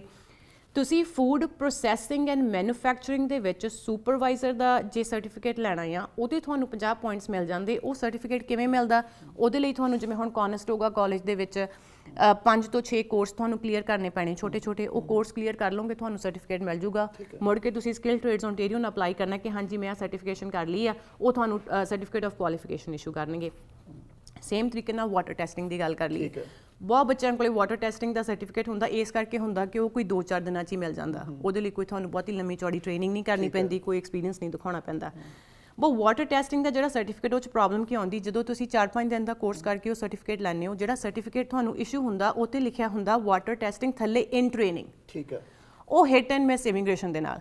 ਮੈਂ ਪਰਸਨਲੀ ਤੁਹਾਨੂੰ ਦੱਸਾਂ ਤਾਂ ਕਈ ਐਪਲੀਕੇਸ਼ਨਸ ਅਸੀਂ ਦੇਖੀਆਂ ਜਿਹਦੇ 'ਚੋਂ ਐਕਸੈਪਟ ਕਰ ਲੈਂਦੇ, 50 ਪੁਆਇੰਟ ਕੀਤੇ ਐਪਲੀਕੇਸ਼ਨ ਅਪਰੂਵ ਹੋ ਜਾਂਦੀ। ਸੇਮ ਹੀ ਸਰਟੀਫਿਕੇਟ ਦੇ ਨਾਲ ਕਈ ਐਪਲੀਕੇਸ਼ਨਸ ਉਹ ਰਿਫਿਊਜ਼ ਵੀ ਕਰ ਦਿੰਦੇ ਆ। ਸੋ ਕਮਲ ਜੀ, ਜਿਹੜੀ ਅਸੀਂ 3 ਗੱਲ ਕੀਤੀਆਂ ਟਰੱਕਿੰਗ ਦੀਆਂ, ਵਾਟਰ ਟੈਸਟਿੰਗ ਤੇ ਫੂਡ ਪ੍ਰੋਸੈਸਿੰਗ, ਇਹਦੇ ਇਲਾਵਾ ਹੋਰ ਵੀ ਫੀਲਡਸ ਹੈ ਜਿਹਦੇ 'ਚ 50 ਪੁਆਇੰਟ ਮਿਲ ਸਕਦੇ? ਐਬਸੋਲੂਟਲੀ ਬਹੁਤ ਫੀਲਡਸ ਹੈਗੇ। ਤੁਸੀਂ ਐਜ਼ ਅ ਕੁੱਕ ਕੰਮ ਕਰਦੇ ਹੋ, ਐਜ਼ ਅ ਸ਼ੈਫ ਕੰਮ ਕਰਦੇ ਹੋ, ਕਾਫੀ like approximately I would say 40-45 occupations ਦੀ ਲਿਸਟ ਹੈਗੀ ਆ। Could be more than this. So ਕਿਸੇ ਦਾ ਕੋਈ ਵੀ ਕੁਐਸਚਨ ਹੋਇਆ ਤੁਹਾਨੂੰ ਰੀਚ ਕਰਕੇ ਪੁੱਛ ਸਕਦਾ ਕਿਹੜੀ ਫੀਲਡ ਹੈ, ਕਿਉਂਕਿ ਸਾਡੇ ਕੋਲ ਟਾਈਮ ਲਿਮਿਟਡ ਹੈ। ਅਸੀਂ ਸਵਾਲ ਤੁਹਾਡੇ ਲਈ ਕਾਫੀ ਹੈ। ਹਾਂਜੀ ਬਿਲਕੁਲ, ਐਬਸੋਲੂਟਲੀ। ਤੁਸੀਂ ਸਾਨੂੰ 4168260002 ਤੇ ਫੋਨ ਕਰਕੇ ਉਹ ਲੈਟ ਯੂ ਨੋ ਕਿ ਅਪਲਾਈ ਕਿਵੇਂ ਕਰਨਾ ਹੈ। That's the information will provide you. So ਇਹ ਵੀ ਸੁਣਿਆ ਕਿ ਬਿਨਾਂ ਆਈਲੈਟ ਦੇ ਓਨਟਾਰੀਓ PNP ਦਾ ਇਦਾਂ ਦਾ ਕੋਈ ਪ੍ਰੋਗਰਾਮ ਹੈ ਜਿਸ 'ਚ ਪਲੰਬਰ, ਕਾਰਪੈਂਟਰ, ਵੈਲਡਰ ਉਹ ਅਪਲਾਈ ਕਰ ਸਕਦੇ ਬਿਨਾਂ ਆਈਲੈਟ ਦੇ? ਹਾਂਜੀ, ਇਹ ਪ੍ਰੋਗਰਾਮ ਦਾ ਨਾਮ ਹੈਗਾ ਫੋਰਨ ਵਰਕਰ PNP ਪ੍ਰੋਗਰਾਮ। ਇਹਦੇ 'ਚ ਅੰਟੀਰੀਓ ਦੇ ਵਿੱਚ ਟੈਕਨੀਕਲੀ ਉੱਦਾਂ ਜਨਰਲੀ ਆਪਾਂ ਜਦੋਂ ਗੱਲ ਕਰਦੇ ਹਾਂ ਓਨਟਾਰੀਓ 'ਚ ਕਹਿ ਦਿੰਦੇ PR ਲੈਣੀ ਬੜੀ ਮੁਸ਼ਕਿਲ ਆ, ਬਟ ਆਲ ਓਵਰ ਕੈਨੇਡਾ ਸਿਰਫ ਇੱਕ ਇਹ ਪ੍ਰੋਗਰਾਮ ਆ ਐਂਡ ਇਟਸ ਇਨ ਓਨਟਾਰੀਓ ਜਿਹਦੇ 'ਚ ਆਈਲੈਟਸ ਦੀ ਰਿਕੁਆਇਰਮੈਂਟ ਮੈਂਡੇਟਰੀ ਨਹੀਂ ਹੈਗੀ। ਤੁਸੀਂ ਬਿਨਾਂ ਆਈਲੈਟਸ ਕੀਤੇ ਆਪਣੀ ਫਾਈਲ ਅਪਲਾਈ ਕਰ ਸਕਦੇ ਹੋ। ਇੰਡੀਆ ਜਿਹੜੇ ਦੇਖਦੇ ਜਿਹੜੇ ਪਲੰਬਰ, ਕਾਰਪੈਂਟਰ, ਵੈਲਡਰ ਜਾਂ ਬਾਕੀ ਟ੍ਰੇਡਸ ਹੈ ਉਹ ਬਿਨਾਂ ਆਈਲੈਟਸ ਦੇ ਇੱਥੇ ਕਰ ਸਕਦੇ PNP 'ਚ ਅਪਲਾਈ ਕਰ ਸਕਦੇ ਹੋ। ਪਰ ਇਹਦਾ ਤੁਸੀਂ ਪਲੀਜ਼ ਡੀਟੇਲਡ ਕ੍ਰਾਈਟੇਰੀਆ ਸੁਣਿਓ। ਪਹਿਲੀ ਗੱਲ ਜਿਹੜੀ ਤੁਹਾਨੂੰ ਚਾਹੀਦੀ, ਇੰਡੀਆ ਦੇ ਵਿੱਚ 2 ਸਾਲ ਦਾ ਵਰਕ ਐਕਸਪੀਰੀਅੰਸ ਚਾਹੀਦਾ, ਪੇਡ ਵਰਕ ਐਕਸਪੀਰੀਅੰਸ ਹੋਣਾ ਚਾਹੀਦਾ। ਤੁਹਾਡੇ ਕੋਲੇ ਡਾਕੂਮੈਂਟਰੀ ਐਵੀਡੈਂਸ ਹੋਵੇ ਜਿਹਦੇ ਤੁਸੀਂ ਦਿਖਾਉਣਾ ਕਿ ਹਾਂਜੀ ਮੈਂ ਐਕਸਪੀਰੀਅੰਸ ਵੀ ਗੇਨ ਕੀਤਾ, ਜੌਬ ਡਿਊਟੀਜ਼ ਉਹੀ ਪਰਫਾਰਮ ਕੀਤੀਆਂ ਜਿਹੜੀਆਂ ਨੌਕਕੋਡ ਦੀਆਂ ਹੈਗੀਆਂ, ਤੇ ਮੇਰੇ ਕੋਲੇ ਪ੍ਰੂਫ ਆਫ ਸੈਲਰੀ ਰਿਸੀਵਡ ਹੈਗਾ ਆ। ਸੋ ਇਹਦੇ 'ਚ ਤੁਸੀਂ ਆਪਣੀਆਂ ਪੇ ਸਲਿਪਸ ਲਾ ਦਿੰਦੇ ਹੋ, ਜੇ ਬੈਂਕ 'ਚ ਸੈਲਰੀ ਆਉਂਦੀ ਉਹ ਲਾ ਸਕਦੇ, ਇਨਕਮ ਟੈਕਸ ਦੇ ਡਾਕੂਮੈਂਟਸ ਲਾ ਸਕਦੇ ਆ। 2 ਸਾਲ ਦਾ ਐਕਸਪੀਰੀਅੰਸ, ਇਹਦੇ ਨਾਲ ਓਨਟਾਰੀਓ ਦੇ ਐਲੀਜੀਬਲ EMPLOYER ਤੋਂ ਤੁਹਾਡੇ ਕੋਲੇ ਜੌਬ ਆਫਰ ਹੋਣੀ ਚਾਹੀਦੀ। ਨਿਤਿਨ ਜੀ, ਇਹ ਬਹੁਤ ਇੰਪੋਰਟੈਂਟ ਪੁਆਇੰਟ ਆ। ਜਨਰਲੀ ਜਦੋਂ ਆਪਣੇ ਜਿਹੜੇ ਹੈਗੇ ਦਰਸ਼ਕ ਸੁਣਦੇ ਆ ਉਹ ਇਸ ਪੁਆਇੰਟ ਨੂੰ ਸਮਹਾਉ ਮਿਸ ਕਰ ਜਾਂਦੇ ਕਿ ਮੇਰੀ ਲਾ ਦਿਓ ਫਾਈਲ, ਤੁਸੀਂ ਕਿਹਾ ਸੀ ਲੱਗ ਜੂ ਬਿਨਾਂ ਆਈਲੈਟਸ ਤੋਂ। ਹਾਂਜੀ, ਜੌਬ ਆਫਰ ਲੈਟਰ ਤੁਹਾਨੂੰ ਚਾਹੀਦੀ। LMIA ਨਹੀਂ ਹੁੰਦੀ ਇਹ, this is not N LMIA, ਪਰ ਆਪਣੇ ਕੋਲੇ ਕੋਈ ਓਨਟਾਰੀਓ 'ਚ ਐਲੀਜੀਬਲ EMPLOYER ਹੋਵੇ ਕਿ ਫੋਰ ਐਗਜ਼ਾਮਪਲ ਤੁਹਾਨੂੰ ਕੰਸਟਰਕਸ਼ਨ ਕੰਪਨੀ ਮਿਲਦੀ ਆ, ਉਹ ਕੰਸਟਰਕਸ਼ਨ ਕੰਪਨੀ ਜੇ ਇੱਥੇ ਟੋਰਾਂਟੋ, ਬਰੈਂਪਟਨ ਦੇ ਵਿੱਚ ਲੋਕੇਟਡ ਹੈਗੀ, ਉਹਨਾਂ ਦਾ 1 ਮਿਲੀਅਨ ਦਾ ਰੈਵਨਿਊ ਹੋਣਾ ਚਾਹੀਦਾ ਸਾਲ ਦਾ। ਉਹਨਾਂ ਕੋਲੇ 5 ਕੈਨੇਡੀਅਨ EMPLOYE ਕੰਮ ਕਰਦੇ ਹੋਣ, ਉਹ 3 ਸਾਲ ਤੋਂ ਬਿਜ਼ਨਸ 'ਚ ਹੋਣੇ ਚਾਹੀਦੇ। ਇੱਦਾਂ ਦੀ ਕੰਪਨੀ ਨੇ ਤੁਹਾਨੂੰ ਲਿਖ ਕੇ ਇੱਕ ਜੌਬ ਆਫਰ ਫਾਰਮ ਭਰ ਕੇ ਦੇਣਾ ਆ। ਉਹਦੇ ਬੇਸਿਸ ਤੇ ਬਿਨਾਂ ਆਈਲੈਟਸ ਤੋਂ 2 ਸਾਲ ਇੰਡੀਆ ਦਾ ਐਕਸਪੀਰੀਅੰਸ ਦਿਖਾ ਕੇ, ਸਭ ਤੋਂ ਇੰਪੋਰਟੈਂਟ ਚੀਜ਼ ਤੁਹਾਡੀ ਏਜ ਨਹੀਂ ਮੈਟਰ ਕਰਦੀ।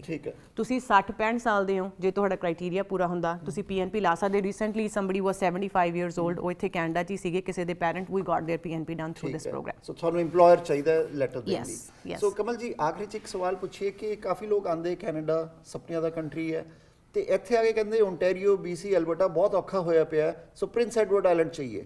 ਸੋ ਜ਼ਰੂਰ ਐਕਸਪਲੋਰ ਕਰਦੇ ਆ, ਕੀ ਤੁਸੀਂ ਉਹ ਵੀ ਹੈਲਪ ਕਰਦੇ ਹੋ ਕਿ ਉੱਥੇ ਈਜ਼ੀ ਹੈ PR ਲੈਣਾ ਕਿਸੇ ਵੇ ਨਾਲ? ਬਿਲਕੁਲ ਈਜ਼ੀ ਆ ਇਨ ਅ ਵੇ। ਐਟਲਾਂਟਿਕ ਪ੍ਰੋਵਿੰਸਿਸ ਦੀ ਗੱਲ ਕਰੀਏ, ਬਟ ਹੁਣ ਜਿੱਦਾਂ ਤੁਸੀਂ PEI ਦਾ ਨਾਂ ਲਿਆ, ਜੇ ਤੁਸੀਂ PEI 'ਚ ਮੂਵ ਹੁੰਨੇ, ਪ੍ਰੋਗਰਾਮ ਹੈਗਾ ਕਿ 6 ਮਹੀਨੇ ਉੱਥੇ ਕਿਸੇ ਵੀ ਐਂਟਰੀ ਲੈਵਲ ਜੌਬ 'ਚ ਕੰਮ ਕਰਕੇ ਤੁਸੀਂ PNP ਲਾ ਸਕਦੇ ਆ। ਬਟ ਉਸ ਪ੍ਰੋਗਰਾਮ 'ਚ ਰੀਸੈਂਟਲੀ ਚੇਂਜ ਆਈ ਆ, ਉੱਥੇ ਵੀ ਉਹਨਾਂ ਨੇ ਕੈਟੇਗਰੀ ਬੇਸਡ ਡਰਾ ਕੱਢਣੇ ਸ਼ੁਰੂ ਕਰਤੇ, ਜਿੱਥੇ ਸਾਰੇ ਆਕੂਪੇਸ਼ਨਸ ਨੂੰ ਨਹੀਂ ਸਿਲੈਕਟ ਕਰਦੇ।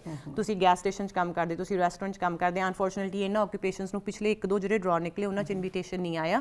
ਸੋ PEI ਦੀ ਜਗ੍ਹਾ ਤੇ ਆਪਾਂ ਓਵਰਆਲ ਕੈਨੇਡਾ ਦੇ ਵਿੱਚ ਜੇ ਦੱਸਣਾ ਹੋਵੇ ਕਿ ਬੈਸਟ ਪ੍ਰੋਵਿੰਸ਼ੀਅਲ ਪ੍ਰੋਗਰਾਮ ਕਿੱਥੇ ਆ, ਨੋਵਾ ਸਕੋਸ਼ੀਆ, ਕਿਉਂਕਿ ਉਹ ਤੁਹਾਡਾ ਜੇ ਤੁਸੀਂ ਓਨਟਾਰੀਓ 'ਚ ਕੰਮ ਕਰ ਲਿਆ, ਐਕਸਪੀਰੀਅੰਸ ਗੇਨ ਕਰ ਲਿਆ, ਇਹ ਵਰਕ ਐਕਸਪੀਰੀਅੰਸ ਕਾਊਂਟ ਕਰ ਲੈਣਗੇ, ਤਾਂ ਤੁਹਾਨੂੰ ਉੱਥੋਂ ਦਾ ਸਿਰਫ ਜੌਬ ਆਫਰ ਚਾਹੀਦਾ। ਕੋਈ ਪੁਆਇੰਟ ਸਿਸਟਮ ਨਹੀਂ ਹੈਗਾ ਉੱਥੇ, ਤੁਸੀਂ ਕਿਸੇ ਡਰਾ ਤੇ, ਕਿਸੇ ਇਨਵੀਟੇਸ਼ਨ ਤੇ ਡਿਪੈਂਡੈਂਟ ਨਹੀਂ ਹੈਗੇ। ਸਾਰੇ ਨੌਕ ਕੋਰਸ ਨੂੰ ਸਿਲੈਕਟ ਕਰਦੇ ਆ। Again, for more information you can call us. ਠੀਕ ਹੈ। ਸੋ LMIA ਦਾ ਕੁਝ ਚੇਂਜਸ ਆਈਆਂ, ਜਿਹੜਾ ਕਿ EMPLOYER ਰਿਕੋਗਨਾਈਜ਼ਡ ਪਾਇਲਟ ਪ੍ਰੋਗਰਾਮ ਹੈ, ਉਹ ਵੀ ਸੈਪਟੈਂਬਰ ਤੋਂ ਸ਼ੁਰੂ ਹੋਇਆ, ਉਹਦੀ ਕੀ ਅਪਡੇਟਸ? ਰਾਈਟ, ਸੋ EMPLOYER ਰੈਕਗਨੀਸ਼ਨ ਜਿਹੜਾ LMI ਦੇ ਵਿੱਚ ਇਹਨਾਂ ਨੇ ਨਵਾਂ ਪ੍ਰੋਗਰਾਮ ਰੋਲ ਆਊਟ ਕੀਤਾ। ਤੁਹਾਨੂੰ ਜੇ ਐਜ਼ ਅ EMPLOYER ਰੈਕਗਨਾਈਜ਼ ਕੀਤਾ ਜਾਂਦਾ, ਟੈਕਨੀਕਲੀ ਕੀ ਹੈ ਕਿ ਤੁਹਾਨੂੰ LMI ਦੀ ਐਪਲੀਕੇਸ਼ਨ ਨਹੀਂ ਲਾਉਣੀ ਪੈਂਦੀ LMI ਅਪਰੂਵਲ ਦੇ ਲਈ। ਤੁਸੀਂ ਇੱਕ ਈਮੇਲ ਕਰਨੀ ਆ, ਆਪਣਾ ਸਰਵਿਸ ਕੈਨੇਡਾ ਨੂੰ, ਇੰਪਲੋਇਮੈਂਟ ਸਰਵਿਸ ਡਿਵੈਲਪਮੈਂਟ ਕੈਨੇਡਾ ਨੂੰ, ਉਹਨਾਂ ਨੇ ਤੁਹਾਡਾ ਕ੍ਰਾਈਟੇਰੀਆ ਦੇਖਣਾ ਪਿੱਛੋਂ, ਜੇ ਤੁਸੀਂ ਪੂਰਾ ਕਰਦੇ ਆ ਤਾਂ ਤੁਹਾਨੂੰ ਬਿਨਾਂ ਪੇਪਰ ਵਰਕ ਪ੍ਰੋਵਾਈਡ ਕੀਤੇ LMIA ਕੁਇਕ ਟਾਈਮ ਦੇ ਵਿੱਚ ਅਪਰੂਵ ਕਰਕੇ ਦੇਣਗੇ ਉਹ। ਇਹਦੇ 'ਚ ਟਰੱਕਿੰਗ, ਕੰਸਟਰਕਸ਼ਨ ਇੰਡਸਟਰੀਜ਼ ਨੂੰ ਉਹਨਾਂ ਨੇ ਟਾਰਗੇਟ ਕਰਨਾ ਆ। ਬਟ ਇਹਦੇ 'ਚ ਜੇ ਤੁਸੀਂ ਮੈਨੂੰ ਪੁੱਛੋ ਕਿ ਐਜ਼ ਐਨ ਇੰਪਲੋਇਰ ਮੈਂ ਹਾਇਰ ਕਰਨਾ ਚਾਹੁੰਦਾ, ਮੈਨੂੰ ਕੀ ਕਰਨਾ ਪਊਗਾ? ਇਨੀਸ਼ੀਅਲ ਇੰਪਲੋਇਮੈਂਟ ਕੈਨੇਡਾ ਨੇ ਤੁਹਾਨੂੰ ਰੈਕਗਨਾਈਜ਼ ਕਰਨਾ। ਜੇ ਤੁਹਾਨੂੰ ਰੈਕਗਨੀਸ਼ਨ ਦੀ ਈਮੇਲ ਆਈ ਫਿਰ ਤੁਸੀਂ ਇਸ ਪ੍ਰੋਗਰਾਮ ਨੂੰ ਯੂਜ਼ ਕਰ ਸਕਦੇ ਹੋ, ਨਹੀਂ ਤੁਹਾਨੂੰ ਰੈਗੂਲਰ ਪ੍ਰੋਗਰਾਮ ਥਰੂ ਐਪਲੀਕੇਸ਼ਨ ਲਾਉਣੀ ਪਊਗੀ। ਠੀਕ ਹੈ। ਸਟੂਡੈਂਟਸ ਬਹੁਤ ਆਉਂਦੇ ਇੰਟਰਨੈਸ਼ਨਲ ਸਟੂਡੈਂਟਸ, ਜਨਵਰੀ ਇਨਟੇਕ, ਉਹਦੇ ਬਾਅਦ ਮਈ ਦਾ ਇਨਟੇਕ। ਸੋ ਕੀ ਤੁਸੀਂ ਕਾਲਜਸ 'ਚ ਵੀ ਉਹਨਾਂ ਨੂੰ ਹੈਲਪ ਕਰ ਦਿੰਦੇ ਹੋ? ਕਿਉਂਕਿ ਕਾਫੀ ਵਾਰ ਬੱਚੇ ਗਲਤ ਕਾਲਜਸ 'ਚ ਫਸ ਜਾਂਦੇ, ਕੋਰਸ ਨਹੀਂ ਰਿਲੇਟਡ ਲੈਂਦੇ। ਕੀ ਤੁਹਾਡੀ ਇਮੀਗ੍ਰੇਸ਼ਨ ਕੰਪਨੀ ਹੈਲਪ ਕਰਦੀ ਹੈ ਬੱਚਿਆਂ ਨੂੰ ਕਿ ਅਸੀਂ ਤੁਹਾਨੂੰ ਐਡਮਿਸ਼ਨ ਵਧੀਆ ਕਾਲਜ 'ਚ ਅੱਛੇ ਕੋਰਸਿਸ 'ਚ ਦਿਲਾ ਦਾਂਗੇ? Absolutely, and we don't charge. ਜੇ ਅਸੀਂ ਤੁਹਾਨੂੰ ਇਨਰੋਲ ਕਰਾਉਣਾ, ਆਫਰ ਲੈਟਰ ਲੈ ਕੇ ਦੇਣੀ, ਤੁਹਾਨੂੰ ਕੋਈ ਫੀਸ ਨਹੀਂ ਚਾਰਜ ਕੀਤੀ ਜਾਂਦੀ ਉਸ ਚੀਜ਼ ਦੀ। ਅਗਲੀ ਗੱਲ ਹੈਗੀ ਕਿ ਤੁਹਾਨੂੰ ਰੈਲੇਵੈਂਟ ਪ੍ਰੋਗਰਾਮ ਹੋਣਾ ਬਹੁਤ ਜ਼ਰੂਰੀ ਆ। We can help you from start to end until you getting your study permit approved. ਤੁਸੀਂ ਚਾਹੇ ਇੰਡੀਆ 'ਚ ਬੈਠੇ ਹੋ, ਰੀਚ ਆਊਟ ਟੂ ਅਸ, ਅਸੀਂ ਤੁਹਾਨੂੰ ਆਪਣੇ ਰੈਲੇਵੈਂਟ ਪ੍ਰੋਗਰਾਮ 'ਚ ਐਡਮਿਸ਼ਨ ਲੈ ਕੇ, ਚਾਹੇ ਤੁਹਾਡੇ ਕੋਲ ਪ੍ਰੀਵੀਅਸ ਰਿਫਿਊਜ਼ਲ ਹੈਗੀ ਆ, ਵੀ ਆਫਰ ਗ੍ਰੇਟ ਸਕਸੈਸ ਰਿਜ਼ਲਟਸ। ਅੱਜ ਦੀ ਡੇਟ ਦੇ ਵਿੱਚ ਵੈਸੇ ਸਟੱਡੀ ਪਰਮਿਟ 'ਚ ਜੇ ਹੁਣ ਰੀਸੈਂਟਲੀ ਇੱਕ ਡੇਟਾ ਆਇਆ ਸੀ ਕਿ ਇੰਡੀਆ ਤੋਂ 40% ਐਪਲੀਕੇਸ਼ਨਸ ਰਿਫਿਊਜ਼ ਹੋਈਆਂ ਸਟੱਡੀ ਪਰਮਿਟ ਦੀਆਂ comparative to rest of the world. So ਇਹ 40% ਹੁਣ ਇਸ ਕਰਕੇ ਕਿ ਇੱਕ ਤਾਂ ਨੰਬਰ ਆਫ ਐਪਲੀਕੇਸ਼ਨਸ ਇੰਡੀਆ ਤੋਂ ਬਹੁਤ ਲੱਗਦੀਆਂ ਨੇ comparison to rest of the world, right? But that being said, ਇੰਨਾ ਈਜ਼ੀ ਨਹੀਂ ਹੈਗਾ ਅੱਜ ਦੀ ਡੇਟ ਦੇ ਵਿੱਚ ਸਟੱਡੀ ਪਰਮਿਟ ਅਪਰੂਵਲ ਲੈਣਾ। ਸੋ ਇਸ ਕਰਕੇ ਤੁਹਾਡੀ ਐਪਲੀਕੇਸ਼ਨ ਪ੍ਰੋਪਰ ਥੋਰੋ ਤਰੀਕੇ ਨਾਲ ਬਣੀ ਹੋਣੀ ਬਹੁਤ ਜ਼ਰੂਰੀ ਆ। ਤੁਹਾਡਾ ਰੈਲੇਵੈਂਟ ਪ੍ਰੋਗਰਾਮ 'ਚ ਇੱਥੇ ਐਡਮਿਸ਼ਨ ਲੈ ਕੇ ਆਉਣਾ ਬਹੁਤ ਜ਼ਰੂਰੀ ਆ। ਸੋ ਉਸ ਚੀਜ਼ ਦੇ ਲਈ absolutely hands on, starting from your offer letter until getting you the study permit approved, we can help you with everything. So ਜਿਹੜੇ ਬੱਚੇ ਇੱਥੇ ਸਟੱਡੀ ਕੰਪਲੀਟ ਕਰਕੇ ਵਰਕ ਪਰਮਿਟ ਲੈ ਲਏ, ਉਹਦੇ ਬਾਅਦ ਉਹ ਬੜੇ ਕਨਫਿਊਜ਼ ਹੋ ਜਾਂਦੇ, ਪੇਰੈਂਟਸ ਨਾਲ ਗੱਲ ਕਰਦੇ ਬੈਕ ਹੋਮ ਇੰਡੀਆ, ਅਸੀਂ ਕਰੀਏ ਕੀ? ਅਸੀਂ ਐਟਲਾਂਟਿਕ ਕੈਨੇਡਾ ਜਾਈਏ, BC ਜਾਈਏ, ਕੋਈ ਕਿੱਧਰ ਨੂੰ ਮੋੜਦਾ ਉੱਧਰ ਚਲੇ ਜਾਂਦੇ ਆ, ਫਿਰ ਘੁੰਮ ਫਿਰ ਕੇ ਦੁਬਾਰਾ ਉਹ ਵੱਡੇ ਜਿਹੜੇ ਮੈਟਰੋ ਸਟੇਸ਼ਨਸ ਆ ਉੱਥੇ ਆ ਜਾਂਦੇ ਆ। ਸੋ ਜਿਹੜਾ ਲੋਕਲ ਸਟੂਡੈਂਟ ਹੈ ਜਿਨ੍ਹਾਂ ਨੇ ਆਪਣਾ ਵਰਕ ਪਰਮਿਟ ਤੇ ਹੈ ਜਾਂ ਲੈ ਰਹੇ ਅਪਲਾਈ ਕਰਨ, ਉਹਦੇ ਲਈ ਤੁਸੀਂ ਕੀ ਉਹਨਾਂ ਨੂੰ ਇੱਕ ਗਾਈਡੈਂਸ ਜਾਂ ਸਲਾਹ ਦਿਓਗੇ? ਹਾਂਜੀ, ਸੋ ਜੇ ਤੁਸੀਂ ਓਨਟੇਰੀਓ 'ਚ ਹੈਗੇ ਹੋ ਰਾਈਟ ਨਾਓ, ਤੁਸੀਂ ਇੱਥੇ ਪੜ੍ਹਾਈ ਕੀਤੀ, ਇੱਥੇ PR ਦੀਆਂ ਆਪਸ਼ਨਸ ਦੇਖਣਾ ਚਾਹੁੰਦੇ ਹੋ, ਦੋ ਤਰੀਕੇ ਦੇ ਪ੍ਰੋਫਾਈਲਸ ਹੁੰਦੇ ਨਿਤਨ ਜੀ। ਇੱਕ ਤਾਂ ਹੈਗਾ ਕਿ ਇੰਡੀਆ 'ਚ ਬੈਚਲਰ ਸੀਗੀ ਤੇ ਇੱਥੇ ਆਪਾਂ ਪੋਸਟ ਗ੍ਰੈਜੂਏਟ ਜਿਹੜਾ ਡਿਪਲੋਮਾ ਕਰਨਾ ਹੈ, ਉਹਨਾਂ ਐਪਲੀਕੈਂਟਸ ਦੇ ਲਈ ਪੋਸੀਬਿਲਿਟੀ ਹੈਗੀ ਕਿ ਤੁਹਾਡੀ ਐਕਸਪ੍ਰੈਸ ਐਂਟਰੀ 'ਚ ਕੁਆਲੀਫਾਈਂਗ ਕ੍ਰਾਈਟੇਰੀਆ ਪੂਰਾ ਹੋ ਜਾਣਾ। ਜੇ ਤੁਸੀਂ ਨਰਸਿੰਗ ਫੀਲਡ 'ਚ ਹੈਗੇ ਹੋ, ਕੰਸਟਰਕਸ਼ਨ ਫੀਲਡ 'ਚ ਹੈਗੇ ਹੋ, ਫਿਰ ਹੋਰ ਵੀ ਸੌਖਾ, ਤੁਹਾਨੂੰ ਘੱਟ ਪੁਆਇੰਟਾਂ 'ਤੇ ਇਨਵੀਟੇਸ਼ਨ ਆ ਜਾਂਦਾ। ਪ੍ਰੋਵਿੰਸ਼ੀਅਲ ਗਵਰਨਮੈਂਟ ਵੀ ਤੁਹਾਨੂੰ ਟਾਰਗੇਟ ਕਰਦੀ ਆ। ਜੇ ਤੁਸੀਂ 12ਵੀਂ ਤੋਂ ਬਾਅਦ ਚੋਂ ਇੱਥੇ ਪੜ੍ਹਨ ਆ ਰਹੇ ਹੋ, ਤੁਸੀਂ 2 ਸਾਲ ਦਾ ਡਿਪਲੋਮਾ ਕਰ ਲਿਆ ਓਨਟੇਰੀਓ ਦੇ ਵਿੱਚ, ਇਨ ਆਲ ਓਨੈਸਟੀ, ਜਿਵੇਂ international student stream PNP program ਹੈਗਾ, ਅਨਲੈਸ ਕਿ ਤੁਸੀਂ ਹੈਲਥ ਕੇਅਰ 'ਚ ਕੰਮ ਕਰਦੇ ਹੋ, IT 'ਚ ਕੰਮ ਕਰਦੇ ਹੋ, ਕੰਸਟਰਕਸ਼ਨ 'ਚ ਕੰਮ ਕਰਦੇ ਹੋ, PNP 'ਚ ਓਨਟੇਰੀਓ 'ਚ ਫਾਈਲ ਲੱਗਣੀ ਬਹੁਤ ਮੁਸ਼ਕਿਲ ਆ। ਠੀਕ ਹੈ। ਉਸ ਸਿਚੁਏਸ਼ਨ ਦੇ ਵਿੱਚ ਤੁਸੀਂ ਅੱਜ ਹੀ ਆਪਣਾ ਡਿਸੀਜਨ ਲਓ ਕਿ ਤੁਸੀਂ ਕਿੱਥੇ ਮੂਵ ਹੋਣਾ ਆ, ਸੋ ਦੈਟ ਕਿ you are not wasting your time working here in Ontario, ਤੇ ਫਿਰ ਤੁਸੀਂ ਸਾਲ 1.5 ਸਾਲ ਬਾਅਦ ਚੋਂ ਫਿਰ ਆਪਣਾ ਸਫ਼ਰ ਸ਼ੁਰੂ ਕਰੋ, ਕਿਤੇ ਹੋਰ ਮੂਵ ਹੋ ਕੇ ਨਵੇਂ ਸਿਰਿਓਂ ਐਕਸਪੀਰੀਅੰਸ ਗੇਨ ਕਰਨਾ ਸ਼ੁਰੂ ਕਰੋ, right? So it's important for you to know ਕਿ ਜੇ ਤੁਹਾਡੀ ਪੜ੍ਹਾਈ ਪੂਰੀ ਹੋਣ ਵਾਲੀ ਆ, ਤੁਹਾਨੂੰ ਅੱਜ ਦੀ ਡੇਟ 'ਚ ਪ੍ਰੋਪਰ ਤੁਹਾਡਾ ਪੈਥ ਪਤਾ ਹੋਣਾ ਚਾਹੀਦਾ ਕਿ ਮੈਂ ਪਹਿਲਾਂ ਆਈਲੈਟਸ ਕਰਨਾ, ਮੈਂ ਪਹਿਲਾਂ ਕਿਤੇ ਮੂਵ ਹੋਣਾ, ਜਾਂ ਮੈਂ ਐਕਸਪ੍ਰੈਸ ਐਂਟਰੀ ਦੇ ਲਈ ਮੇਰੇ ਕਿੰਨੇ ਪੁਆਇੰਟਸ ਬਣਨਗੇ। So again you can call us, but Ontario ਦੇ ਵਿੱਚ ਜੇ ਮੇਨਲੀ ਦੱਸਣਾ ਹੋਵੇ, PNP programmes, health care, IT and construction ਦੇ ਵਿੱਚ ਤਾਂ ਆਪਸ਼ਨਸ ਬਹੁਤ ਨੇ। ਇਹ ਤੋਂ ਬਿਨਾਂ ਜੇ ਤੁਸੀਂ ਰੈਸਟੋਰੈਂਟ ਇੰਡਸਟਰੀ 'ਚ ਕੰਮ ਕਰਦੇ ਹੋ, ਤੁਹਾਡੇ ਕੋਲ ਆਫਿਸ ਐਡਮਿਨ ਦਾ ਜੌਬ ਹੈਗੀ ਆ, ਇਹੋ ਜਿਹੇ ਜਨਰਲ ਆਕੂਪੇਸ਼ਨਸ ਲਈ ਜੇ ਤੁਸੀਂ 12ਵੀਂ ਕਰਕੇ ਆਏ ਹੋ ਇੰਡੀਆ ਦੇ ਵਿੱਚ, ਓਨਟੇਰੀਓ 'ਚ ਆਪਸ਼ਨਸ ਬਹੁਤ ਲਿਮਿਟਡ ਆ। ਕਮਲ ਜੀ, ਥੈਂਕ ਯੂ, ਕਿਉਂਕਿ ਇੰਨੇ ਟਾਈਮ 'ਚ ਇੰਨੇ ਸਵਾਲ ਲੈ ਸਕਦੇ ਹਾਂ, ਸਵਾਲ ਸਾਡੇ ਕੋਲ ਕਾਫੀ ਹੈ। ਸੋ ਕਿਸੇ ਨੇ ਵੀ ਅਗਰ ਰੀਚ ਕਰਨਾ ਹੋਏ, ਤੁਹਾਡਾ ਕੋਈ ਸਵਾਲ ਹੋਏ, parents, grandparent, visitor, super visa, ਜਾਂ ਕਿਹੜੇ ਪ੍ਰੋਵਿੰਸ 'ਚ ਤੁਸੀਂ ਮੂਵ ਕਰਨਾ, ਜਾਂ ਤੁਹਾਡੇ ਲਈ ਕਿਹੜਾ ਬੈਸਟ ਪਾਥ ਹੈ, ਸੋ ਮਾਨ ਇਮੀਗ੍ਰੇਸ਼ਨ 'ਚ ਕਮਲ ਮਾਨ ਨੂੰ ਤੁਸੀਂ ਰੀਚ ਕਰ ਸਕਦੇ ਹੋ। ਥੈਂਕ ਯੂ, ਤੁਸੀਂ ਆਏ ਤੇ ਗੱਲਬਾਤ ਕੀਤੀ। Thank you so much for having us. Thank you. So ਉਮੀਦ ਹੈ ਪ੍ਰੋਗਰਾਮ ਅੱਛਾ ਲੱਗਾ ਹੋਵੇਗਾ। ਕੋਈ ਸਵਾਲ ਹੈ ਤੁਹਾਡਾ ਤੇ ਤੁਸੀਂ ਮਾਨ ਇਮੀਗ੍ਰੇਸ਼ਨ ਤੇ ਕਮਲ ਮਾਨ ਨੂੰ ਪੁੱਛ ਸਕਦੇ ਹੋ। ਅਸੀਂ ਫੇਰ ਕਿਸੇ ਗੈਸਟ ਨਾਲ ਜਲਦੀ ਰੂਬਰੂ ਹੋਵਾਂਗੇ। ਦੇਖਦੇ ਰਹੋ ਪ੍ਰਾਈਮ ਏਸ਼ੀਆ, ਤੁਹਾਡਾ ਆਪਣਾ, ਤੁਹਾਡੇ ਲਈ।